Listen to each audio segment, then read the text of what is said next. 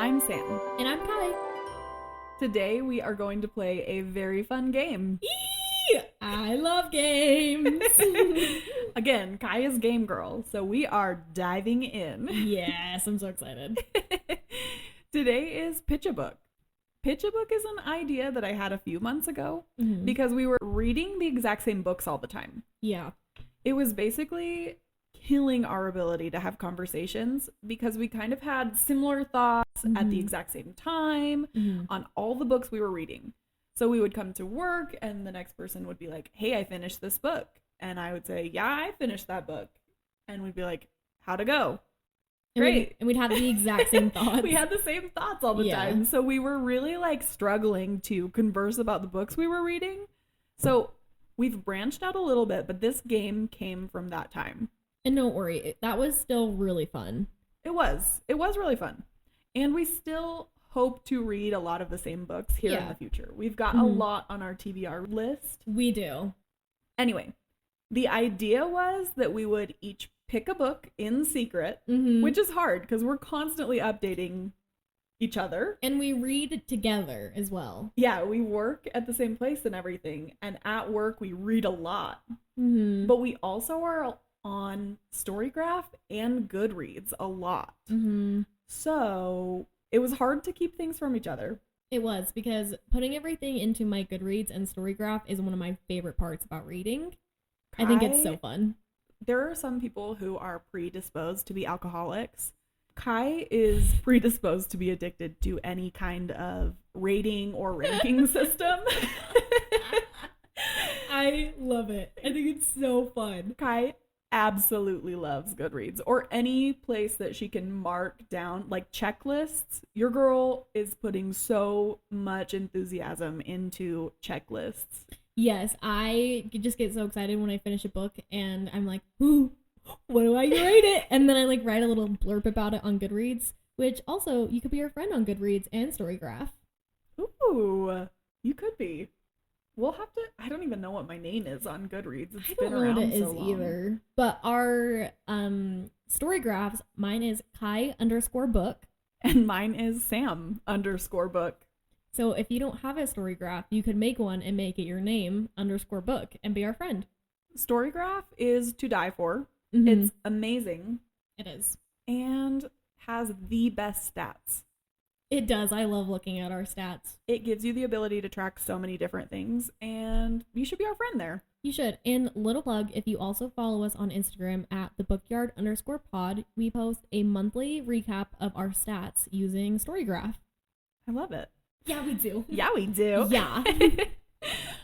So after we picked a book in secret, we read it.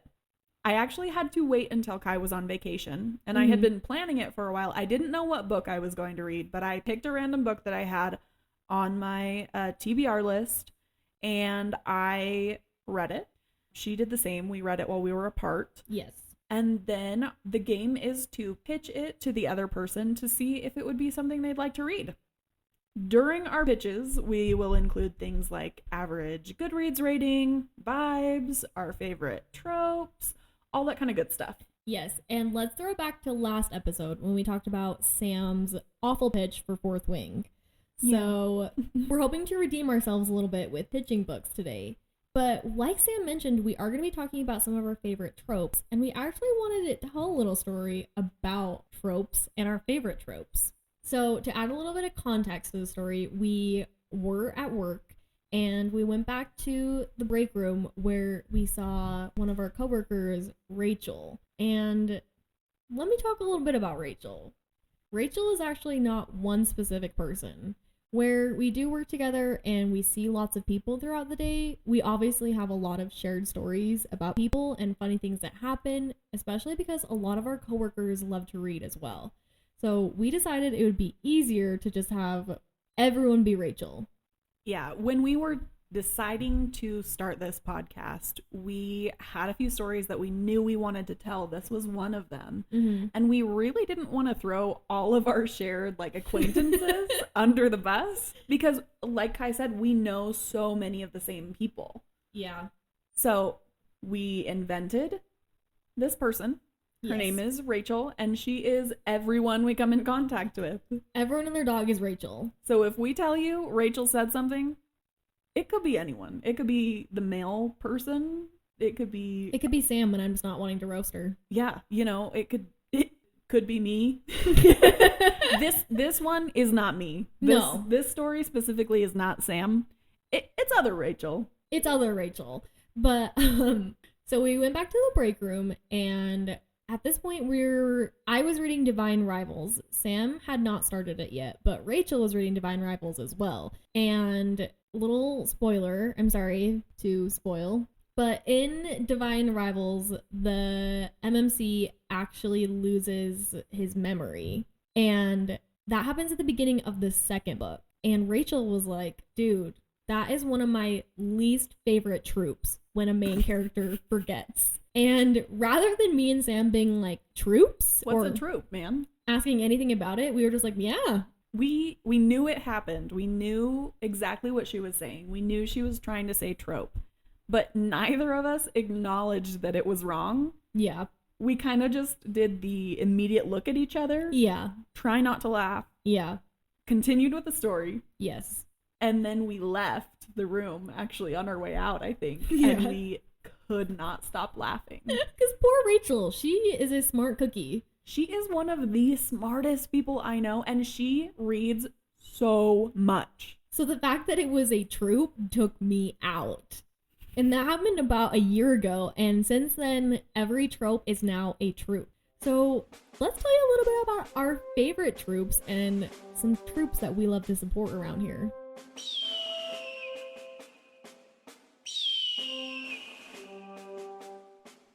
Okay, so some of our favorite troops, again, eagle noises, are...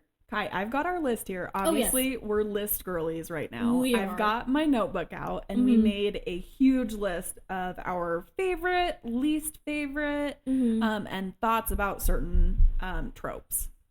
I'm sorry, a what? The troops that we're supporting Thank here. you. So, some of Kai's I have on here, you like fake relationships.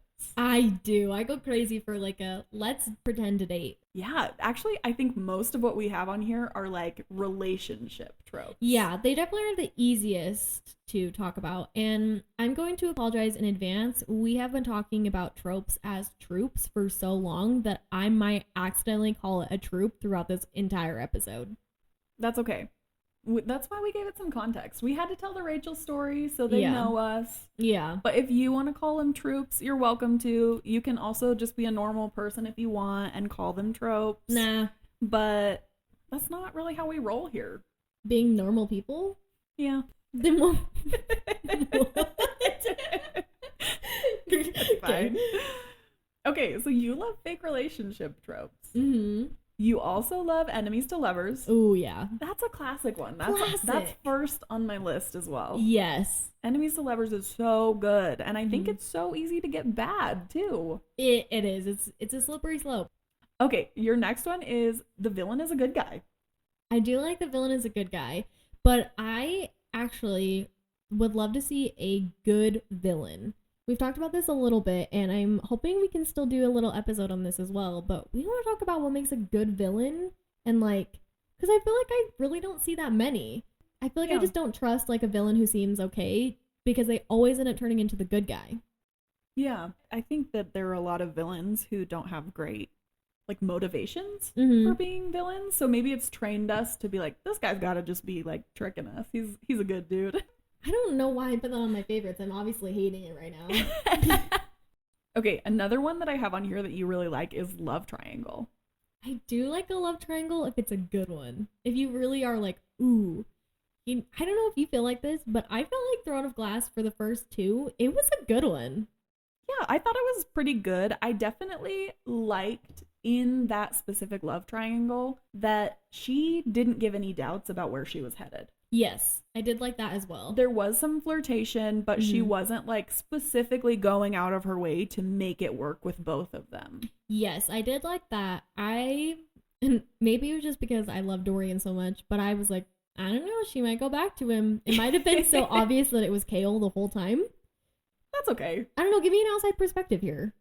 I don't think so. I think there definitely were some moments where I was like, it could be Dorian, Yeah. But I definitely was like, Thank heavens it wasn't Kale. Yeah. Next on here. Okay. This actually isn't on the list. We didn't write this anywhere. Oh. Do you like friends to lovers? Yeah, I feel indifferent. I don't hate it, but I also don't love it. You'll find that that's where I land on a lot of things with these tropes. Okay. Is I'm just kind of like, meh. You've got very few, like, you love this. Exactly, and I have very few that I'm like, absolutely not. Okay. I kind of fall middle ground on a lot. I like it. Yeah. Okay. So for my favorite tropes, Mm-hmm. I also obviously have enemies to lovers. Yes.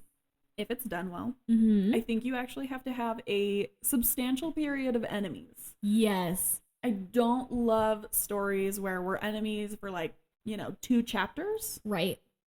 I don't think there's substantial, like, I don't know if it's just I'm fueled by the hate, but I want to hate the person before I like them. Okay. So you're currently reading The Cruel Prince. What did you think about their enemies to lovers? To be fair, I am 3rd book. Like, I'm in the 3rd book right Mm-hmm. now. I thought obviously there was substantial enemies. Yes. Yes. I don't know that there's enough lovers. Yeah, and I don't know that you really get that full lovers closure, but I wondered what you thought about that. I did love that their relationship evolved Mm-hmm. to like trusting and everything like that.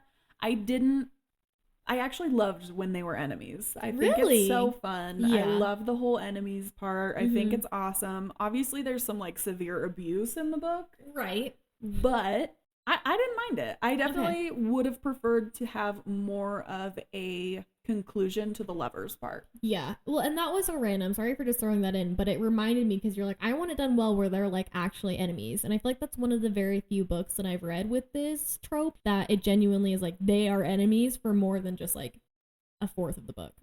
Yeah, they were full enemies. Mm-hmm. And I did really like the enemies part. I do think that it needed more of the lovers part, especially in a 3-book series. I think Absolutely. that probably could have been done a little better. But I don't know that it was the author's goal, so I really No. don't hold it against her at all. No, it definitely was not for a like lovers, even if it was a closed door lover book, that's not what her intention was. For sure. Okay. I also have on mine forced proximity. Ooh, you do like forced proximity. I love forced proximity. Mm-hmm. It is one of my favorites. I also, this is gonna, I don't know what you think about this, but I also love forced marriage. Oh, Only in books, okay? If you're let's be real here. I am not in my normal life advocating that anyone should be forced to marry anyone else. Okay, yeah. But if you're in a fantasy series and you have to marry some random king. Yeah. Sucks for you for a second, but if it turns into a cool situation, good on ya. Yes. I think I've only read like 1 or 2 that are like that. We both read Bride. Yes, that's the one person like I was thinking about. I'm trying to think of others, but I don't have other examples right now. I can't think off the top of my head either, but I'm sure I've read another one like that. I'm sure. But more generally, I do love forced proximity. Yes. I think that anytime that I'm reading a book and I know the characters are going to be in a relationship or get together, it drives me crazy when there are a ton of chapters where they're apart and we don't get any of the proximity. I think I'm a huge advocate of yearning. I want to read about yearning. Yes, you want to read about they walk in and there's only one bed. Yeah. One bed? Easy. I'm there for it. Easy. If one of you is volunteering to sleep on the floor, you're doing the one bed situation wrong. You're doing it wrong. Just sleep on the bed. Yes. It's a bed. I've also slept on beds with people who I haven't ended up sleeping with, so I don't know why people make it such a big deal. Yes, for sure. Just sleep in the bed. Just sleep in the bed. I mean, that happened in For the Wolf. And I was honestly, just sleep in the same bed. Just sleep in the bed. It's not that hard. And it's always such a big deal. Oh, I'm sleeping on the floor. Okay, then why are you sleep on the bed then, you idiot? I like that forced proximity too. I'm into it. I like it. I also just think it's a really good way for authors to communicate how they feel about one another. That could just be a perspective thing, but forced proximity is always awesome. I love the little like actions that show that they are excited about each other. Mm-hmm. You know, someone like holds themselves back. Yeah. Great. Next one. Mm-hmm. I also really like the villain as a good guy. We just talked about this. Xaden was a good example of that. Yes. Ends up being like a pretty normal person, even though she's been warned about him a ton. Yeah. Reese is one of those people. Mm-hmm. I'm sure we could think of a lot of those ones, but I don't have them at the top of my head here. Yeah, Vorian as well. Yes. Also, I really like the antagonist turned to ally, and Vor is a great example of that. Mm-hmm. Someone, and this doesn't have to be romantic. Okay. This one isn't romantic necessarily, but anytime there's like, you know, this guy, he's an enemy, doesn't have to be a guy, could be a girl. Yeah. And they end up being allies. I love it. Oh, like I'm thinking Rolf from Throne of Glass. Yeah, the pirate guy. Yes. Rolf. I'm sorry. I just read it in my head. I never talked about him out loud, I don't think. I like it. Rolf. Little Rolfie. Yeah. Antagonist turned ally. Yes. I think it's the coolest part. Yeah. I love it when the main character gets to build a team of people who are unlikely. I think that's awesome. Yes. Also, last one on my love list. Okay. I love the who did this to you? I do too. It's so good. So good. Manacled is really good at that. It's so good. Any situation. Honestly, it could be literally nothing. You could be sitting on the floor and someone walks in and they're like, who did this to you? I'd be like, oh my gosh. Sorry, I'm just having so much fun bringing up examples. Yeah. So don't mind me. I'm just like this. No, and then I'm this, loving and then it. this. Okay, here are the ones we hate. Kai. Well, let me really quick say, I don't know where. Well, I think it's my mom. My mom likes to have things be like on a train. So we're calling this list the hate train. I think that's where I got it from. Yeah, we do this a lot. We if we have a rough day at work with like a patient or a person who like works with us, we'll be like, I'm on this person's hate train. Yeah, so this is our hate train. This is our troop hate train. Yes. We're shipping them off to the worst place to fight, you know? We are. Front lines for these little tropes here. Okay, Kai, in your list, this is actually the first one on both of our lists, and I know it drives us absolutely up the wall. I'm ready. Main character, after all is said and done, loses all their power. I hate that. Hate it. All of that for what? All that for what? Get your ass on the hate train and get to the front lines. You're out of here. You're out. You're out. This strike one is the worst. I hate it. And it frequently happens to women. It does. Name one male that has happened to. Yeah, I mean, boys get to go throughout their whole book. They get to defeat the bad guy with their cool team. And they don't have to give up all their power or show that sacrifice is the best thing that's ever happened. Example, Darrow in Red Rising. Yes. Mans never loses anything. Yeah. What the heck? We're going to talk about Aelin. Loses all of her cool power, which is amazing. Heartbreak. Nesta. Yeah. Why are all of our women characters losing all their power? And I hate to say it, but I'm worried the same thing's going to happen to Violet. Yeah, me too. I think that authors love to teach us what a great thing sacrifice is, but they only seem to teach us that lesson when it's women. Yep. Hate it. I'm with you. Get those people out of here. No. Next one on Kai's list. Amnesia. Yes. We just talked about this one. Mm-hmm. It sucks. It does. That's it. That's Period. the thing. We're done. I hate it. Then, you also said that you hated Something Dumb is Keeping Them Apart. Yes, I hate that. I'm trying to think. I remember I had an example, but I don't remember what it was. That's okay. We also have villain wants to take over the world or destroy the world without legit reasons. I just want a good villain, and I hate when it's just like, yeah, I just want the power. What? I need a good like villain backstory to get on board. Otherwise, I'm just like, you mean nothing to me. That's true. Like, for example, in ACOTAR, the guy in the lake. What is that about? Why you want to destroy the world, buddy? You just eat it in a lake, but like, you know?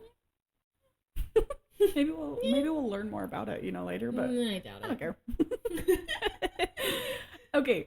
I've also got on your end Out of Nowhere Marriage. I don't know which example we talked about this, but that's okay. We can hate it, and it's fine. I can hate it. I don't remember what that one was either. I don't either, but it's okay. We hate that. I hate it. Get out of here, girl. Get out. Get on the Stop train. getting married. Okay, on my hate train, I definitely had put on here pregnancy. Ugh. Yes. Just especially in books where it just doesn't add anything. Yeah. I totally get it. Not every pregnancy has to be planned.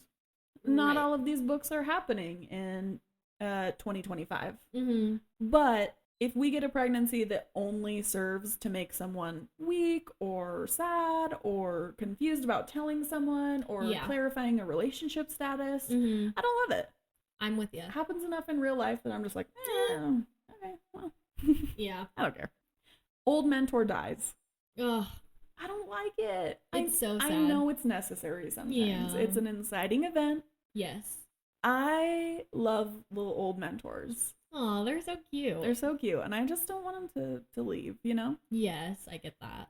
Also, the training montage where girl comes in, or guy, you can be a guy, comes in, is terrible at fighting. 2 chapters later, they beat like this guy who's been fighting for 15 years. Nesta and Gwen.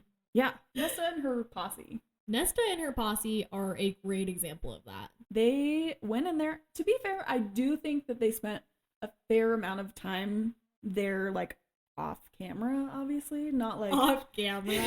Obviously, this isn't like a show. But they, like, refer to it so much. I get it. But still, they're not going to be as trained as the Illyrians. Do I think that they were all distracted with their own things and that's why they won their fun little competition? Sure, whatever. But I don't know. It was a little out there for me. Even though they trained a lot with Cassian and Azrael, I just still don't know that I was like fully convinced that that was reality. That's true. I also feel like I would have appreciated more detailed training scenes. I think training scenes can be really fun. I am not a big reading what people are doing with their bodies. Like, and then he threw a punch and his left leg moved. I can't visualize it. I don't get it. Gotcha. So I was okay without that. I like it. Okay. Also, last one on my hate train is on Kai's love list. Okay. I don't like love triangles. Really? Personal moment here. I'm ready. Monogamous to the core. Sadly, I don't think I've ever been confused about who I wanted to be with. It's like call out right there. It's really just not something I've ever struggled with. I know that this is not the case for everybody else, but I don't think I have ever for 1 second been like, ooh, could I end up with this person or this person? If I see 2 people, I'm like, no, this is my person, you know? Yeah, no. I get how you would hate that then. But let me add to that, Sam is really good at predicting what happens in books. So has there ever been a love triangle that you've been like, I don't know who it's going to be? No, I think for me it's always been a really obvious choice, even when they try to set it up to look like it's going the opposite way. So I could see how that also adds to your hate. Or you could just hate it for fun. Yeah, I think it drives me crazy. I think there's a lot of times when people are like led on. I think that there's a lot of times when there are moments where you're just like, but this guy's also really cool. And you're like, okay, well, you've got to make a decision. I don't think I've just... That's my issue. I've just never had problems making decisions. Yeah, no, that's totally fair. I'm a very decisive person. You are. Okay, we just want to honorable mention these tropes here. Miscommunication. It wasn't on either our love or hate list. I know people hate this. I don't mind. I see it online. I think that there are some things where you're like, girl, you're just miscommunicating on purpose. But it's not one that I'm like, oh, this ruins my life. Yeah, I'm with you. I'm just kind of like, meh. Also, chosen one. We've talked about this a lot. It's not one I hate. It's not one I love. I like when there's like some destiny involved. I think that's cool. If I'm on like a middle ground, I think I lean more towards the hate, but not enough to be like, I hate that. Yeah. We didn't really care for like the grumpy sunshine romance one. It's not one that we hate. It's not one that we like love or die for. I think it's fun, but it's not like one that I'm like, wow, that's the best thing that's ever happened. Yeah. Neither of us care for siblings' best friend. Yeah. Feels weird, but that's okay. I'm also not like a huge romance reader. Yeah, me either. Like contemporary romance. Yeah. Secret royalty. We talked about secret royalty. We did. I think it's fine. I think it's fine. Yeah. I like Feeling secret different. princesses. I wish there were more in real life. I think that'd be cool. Ooh. In books, I don't really care. Happens a lot. I'm a secret princess. Oh my gosh. Yep. Why the hell am I so poor then? It's still a secret. Still secret. Okay, cool. Okay, holiday romance is also on here. Mm-hmm. Friends to lovers. Mm-hmm. Ooh, we did talk about that. Yeah, we did actually. Okay, we also mentioned on here 500-year-olds with like a 20-year-old protagonist. Yeah, I think both of us were kind of like, So, you know, I've seen that it bothers a lot of people. yeah. I don't really care. It might just take men 500 years to be able to handle a 20-year-old. Yeah, they should start earlier, maybe. That's fine. I don't think that's anyone's favorite or least favorite here. I think it's fine. Yeah. I don't have a problem with it. Again, I mean, if it were happening in real life, I'd be like, what the hell, man? But I don't care. Thankfully, it's just the books. You're in a book. I can overlook a lot for fiction. But you know what? If there was a 500-year-old man who came to me and he was just so sexy, I would say yeah. That's true. You should wait till you're like 25, though. Just because of, you know, the whole brain development thing. That's fine. Okay. So, those are our tropes. Mm-hmm. There are so many more that we didn't talk about. I would love to hear from everybody what you think. Mm-hmm. But that leads me into our actual game. Yes, I love a game. On this note, because Sam failed miserably with the whole fourth wing pitch from last week. Yeah. I am going to let you pitch your book first, and we will hope that you can do a little bit better than Sam did at our first attempt here. I know, I'm doing all this trash talking, and watch, it's going to be even worse. I'm excited. So, this book that I read was about 400 pages long. I would say it was like medium fast-paced. It is a 3.98 on Goodreads. It was written by a female author, and it is the first and only book that she has released. Wow, a debut. A debut that crushed it. It did have some sort of award on Goodreads, but I didn't write it down. Okay, I like it. And when I was going to go find a book, I went to one of our local bookstores, Poppy's Books. Poppy. I love them. I love them. And I walked in and I was like, listen to this idea. I told them all about Pitch a Book, and I was like, I need something. We walked around. They gave me so many different ideas. But the second that they told me about this book, I knew this was it. Yes. Okay, whose recommendation was it? Because that's going to change my mind. Florey's. Not bad. Not bad. You know, Poppy is our local book, so we go there, and they're so good at telling everybody who recommended what book. Yeah. There are a few of them I would ride or die for. Chelsea, if she recommends a book, I'm there for it. There are a few others we are not going to name. Rachel. When Rachel recommends a book, oh my gosh, I don't know that I can get on board. And there are some people where I'm like, maybe. Yeah, I don't know them enough to, Yeah, but she was the one who walked me to the book, but Karen was also around, and I think Whitney also was like, that actually was a really good book. Ooh, okay. So it was like an everyone all around. Full 3-person recommendation. Yes. Okay. I love it. So, okay, the genre is fictional romance. Oh. So, wow, not my normal. I know, but it was so good. Okay. It was written as like a love story. It was fiction, but I don't know that I would 100% throw in and be like, this was a romance. Ooh, okay. That's where it lands, but I don't know that I would personally classify it there. Okay. So a little interesting because romance is not really one of either of our big genres. True. So a little something different. I like it. Okay, keep going. Tell me about her, girl. So let me tell you the pitch that I got, and then I'll give you my own pitch. Okay. We walk over. Imagine you're at the bookstore. Okay, I'm there in my brain. Yep. Someone walks you over to a shelf and says, ooh, this one. It's a love story, and this guy gets a condition. And I'm... A condition? Okay. A condition. And I'm immediately like, ooh. Because I also go crazy for, like, a grieving family dynamics, like, heartbreak book. I really love those. So I was like, I'm ready. Like, that kind of thing. Like, he gets, like, a crazy diagnosis. Like, I'm ready for, like, a cancer patient book. Wow. He was diagnosed with turning into a shark. Yes, one of the big three. Cancer, car wreck, shark. turning into a shark spontaneously. Dang it. Do you know what book I'm talking about? I don't. Oh my gosh, yes. She said that and my jaw dropped and I was like, that's it. That's the book. This is the book. So obviously it is a metaphor. He does turn into a shark in the book, but it's more about him not turning into a shark. Ooh.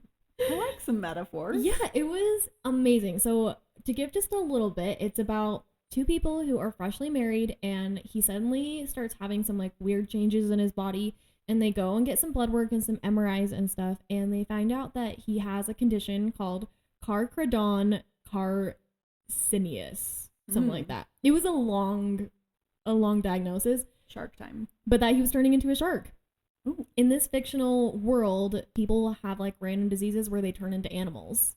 Wow, okay. So he was turning into a shark, but they had been dating for a couple of years, and it kind of goes flash forward, flash back between their relationship as well as the main character, her life. And you find out a little bit that she has some resentment towards her mother. But she's also trying to grieve this relationship that she had with her husband, who is now turning into a shark. There's no cure to like help him or stop the condition. Like, he eventually is just going to turn into a shark and then go in the ocean, and she's just going to be alone. Sad. It's really sad. And you learn a bit about her life growing up, and you come to find out that her mother also was turning into an animal. So wow. She has lost so many people to this, and it just kind of about her grieving process. I do actually have a quote from this that I wanted to share with you. Okay. It says, "In the rare hopeful hour, I tell myself this darkness has a purpose, to help me recognize light if I ever find it again." Wow, okay, I like it. The thing that really stood out to me about this book is that it was a beautiful and insightful book, but it wasn't heavy. Oh, okay. I know I would have expected it to be heavier. Yes. We personally, me and Sam, love like the intense, beautiful, like mind-boggling books where you just are like, wow, that was gorgeous, or I want to think about that more. And this was that for me, but it wasn't heavy. Let me actually, I know this is a podcast so you guys can't see, but this is a picture of me finishing the book. Damn. Girl, you were crying. In this picture, I'm sobbing. It's a very cute live picture too. It is, and you play it and I'm like holding a thumbs up, and then I just lose it and I start crying again. Oh no. It the was vibes. Beautiful. That's the pitch. That's the pitch. Do you have any like questions? Is it one perspective? How many perspectives are there? Is it just from hers? So it is like a third person perspective, okay. And it jumps between like her as a kid, and it also talks a lot about her mom's upbringing, because her mom had a really hard life as well. Okay. She got pregnant when she was 16. Gotcha. From a crazy abusive boyfriend. Ooh, okay. So once again, a really heavy topic, but it didn't feel really hard to read. Okay. Okay, last question. Mm-hmm. Does it have anything in there that you know I will dislike? And it's okay if there's not from the top of your head. If it's not super obvious, I'm sure there's not anything. There is a little bit of like pregnancy, because obviously she's 16. She's 16. And that's a little bit rough. But I don't think so. There was anything where I was like, I think Sam's gonna hate this. Okay. Okay, then I would absolutely read it. Yeah? I would read it. Oh my goodness, good. What's the book called? It's called Shark Heart. Shark Heart. I have seen this. Have you really? Yes. I don't think I've ever read like the back or a summary or even like a description of it, but I have seen the cover. It was really good, and so I'm so glad that you're into it and you want to read it. I'll read it. Okay. Yeah, wait. Give me your pitch. I'm ready. Okay. This is your redemption time. Okay, redemption time. My book was, just because this is how you started yours, was rated a 4.06 on Goodreads. Mm-hmm. So up there, you know. Yes. It was also a nominee of a fiction award for 2023. Oh. So at the time we're recording, I guess technically last year, but we're close to the end of the year here. Yeah. And we'll be in January when this comes out. Mm-hmm. So pretty recent. Mm-hmm. Yeah. It is general fiction. Oh. It's not fantasy. Okay. or sci-fi. Wow, we kind of both Weird, went for right? that. Okay. I know, and we don't typically read just general fiction. No, we don't. You know, we've branched out quite a bit, Mm-hmm. but it's not our like classic genre. Okay. Mm-hmm. So the info I will give you about this book is that the main character is a 26-year-old woman, Ooh, okay. which I find really refreshing because in a lot of the books we're reading, especially fantasies, we find the main character being like 18 or 19, and it gets a little tricky. Yeah, it's more like coming of age. Yeah. Mm-hmm. This one definitely isn't. She's 26. Basically, without giving too much away, it is about this woman who is a teacher's aide in California. Oh, okay. She is really struggling. Mm. She's super poor. Obviously, she's a teacher's aide. Yeah. She loves kids. She's super poor. She lives with a bunch of roommates. But she's in the process of trying to adopt one of her old students. His parents, so this student, she was his teacher's aide last year, so the year prior. Uh-huh. And his parents end up dying. Oh. And she is the person that he thinks of when the police ask if there is a person that he feels like he can stay with until they figure out his custody situation. Uh-huh. And he says, yeah, my teacher, this woman. Oh, okay. So she's in the process of adopting this kid. Okay. But obviously things are really complicated due to her Right. situation. Mm-hmm. She's basically told that it's going to be an impossible situation. It's not going to work.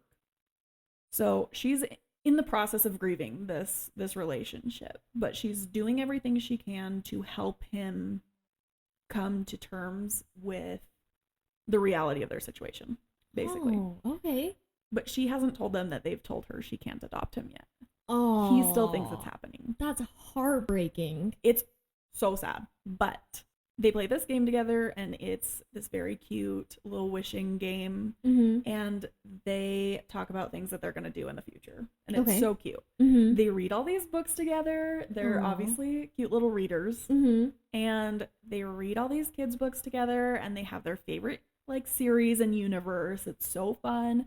And when they play their little game, he's always like, and then when I live with you, I can have posters of sharks, because he, loves sharks. We're going on the shark We're thing going here. on the shark rant. I love it. We can do this. Or don't you wish this series were real? Right at her lowest moment, she is invited to the private island of the author of their favorite series No way. to compete in a competition whose prize would give her the money to adopt him. What? Yeah. Crazy. Last minute, last ditch thing. Uh-huh. She's literally sitting with him, going to tell him that she can't adopt him, and gets invited to this competition. Oh my goodness. And the only reason that she's invited to this competition is because she actually met the author when she was a kid. Wow. And they had this experience together. Oh. Question, will I cry reading this? No. Really? It is really not heavy at all. Wow. It seems very heavy when I'm describing it, Mm-hmm. but it really isn't. There are a few parts where you're like, dang it, this is kind of sad. Sucks that this is happening.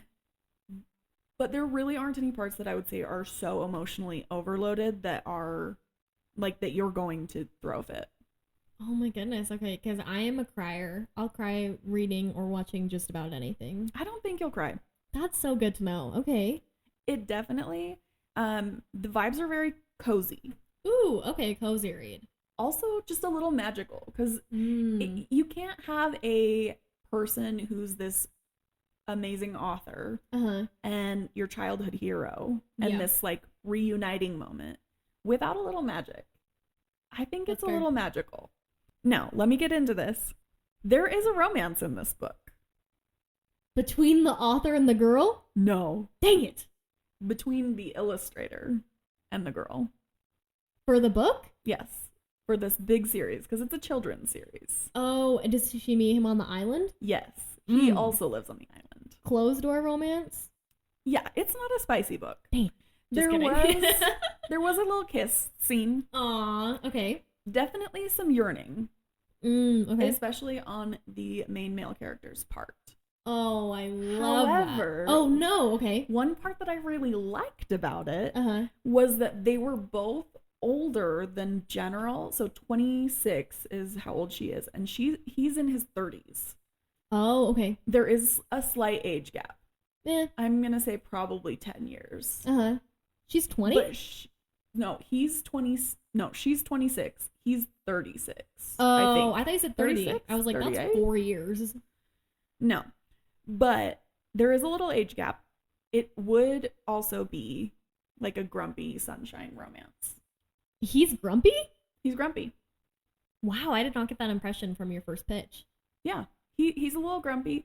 I wouldn't say super grumpy, but the reviews and the back of the book specifically paint him to be a very grumpy man. Interesting. I mean, we literally talked about that in one of our troops of being like, how do we feel about that? And we both felt indifferent. So I'm excited to read a book to get more of that and see how I feel. Yeah. So the other trope that's present is that there is a rich person who like changes the outcome. Right? Okay. So, and there's also family reconciliation. Aw, okay. So there's quite a few tropes in this book. Yeah. And quite a few that we were indifferent about. Interesting. Okay. And did your opinion change at all on them? Not necessarily. I did like the way it came out. Uh-huh. I really liked the book. Okay. I'm feeling like I'm gonna read it. Okay. Imagine I was just like, nah. It sucked. That sounds terrible. No, I think I will. What was it called? It's called The Wishing Game. I don't think I've heard of that. So you told a little bit about the way you decided on your book. Mm-hmm. I bought my book at a thrift store. Oh my gosh. I have showed you a few of the videos of you my book have. haul. And I really had no idea what book to read for this one. And I thought, I have literally never heard anything about this book. I'm going to pick it up and it's going to be my pitch a book. Because you were pitching it to yourself too. You didn't know anything about it. I had no idea. It was actually pretty good. Now that you've agreed, I'm just going to lure you in with the very good pitch. Okay. And then let you know, there is a part, not necessarily, it didn't break like the magic for me, but it was a part of the book where I was like, this is clearly fiction. Because this woman is clearly trying to adopt this boy. Uh-huh. She definitely already feels like she's his mother. So there are parts where she's his teacher's aide, like at his school, and she like hugs him or fixes his socks. And like in the back of my brain, I was like, ooh, this would not fly in school. Like, you think? Like she'll like kiss his head or, like ruffle his hair in front of other students. Like there definitely were parts where I was like, oh, damn. I was like, you obviously have never been to a kindergarten class. You think that touching socks is weird. No, like it definitely was like a little moment that brought you out of the fiction. Dang. Okay. It was one of the only like pretty reasonable critiques I saw of the book. Okay. It wasn't enough for me to think that it was like poorly written or anything. I thought it was nice. I thought it was a good book. Wow. Okay. I love it. Okay. I am so glad we played that game. I honestly think we could play it every quarter and I would still want to do it. You and your quarters. Every quarter. I thought it was so fun. Yeah. I also really enjoyed going in and just finding something that I didn't know anything about. Me too. I think that was one of my favorite parts is that this is one of the books that I picked up because I thought the cover was cute and I thought I'll get to it eventually. And honestly, it was so nice to pick up a book that I hadn't read anything about and just go for it. I loved it. Yeah, I think sometimes, especially with book talk, you see books and you're like, this is what I should expect. People generally like this. People generally like this character. So it's really fun to go into something that there's no idea behind. You're like, well, I figured it out. I am going to speak for both of us here, and I am going to tell you, I would highly recommend going into a bookstore, asking for a random recommendation, giving as little context as possible for you to buy a book. Yeah. And then just reading it. I will say it's probably a 50-50 chance if it's good. Because the last time I did that, I walked out with The Housemaid. Oh, you hated The Housemaid. I hated The Housemaid. Again, another failed attempt at thriller reading for you. So It's hit or miss, but if you also know there's a genre you don't love, it does help the bookstore associate with what you're looking for. True. Well, I'm so glad that we got to do that. I am as well. This episode was so fun because it was something different, but it was a lot of mystery as well. Yeah, very mysterious. Very mysterious. Kind of going along with the mysterious vibe. Next episode, we're actually going to be talking about One Dark Window. Love it. This series, duology, I should be more specific, was so fun. It had that mysterious, almost Halloween vibe, but it also had a really awesome magic system that we enjoyed learning about. It was probably one of my favorite magic systems. I loved it. It was really cool. It was a little hard to grasp, but that's all right. We grasped it. We did grasp it. We grasped it. What's the past tense of grasp? Grasped? Gross? No. We grabbed that thing. We grabbed it. Well, if you liked today's episode, you are in luck. We release episodes every Monday. And if you're needing your fix before that, you can follow us on Instagram and TikTok at @thebookyard_pod. And if you are a YouTube Shorts girl or guy, you can also follow us on YouTube at @thebookyard pod. We'll see you next week. Yay! Woohoo!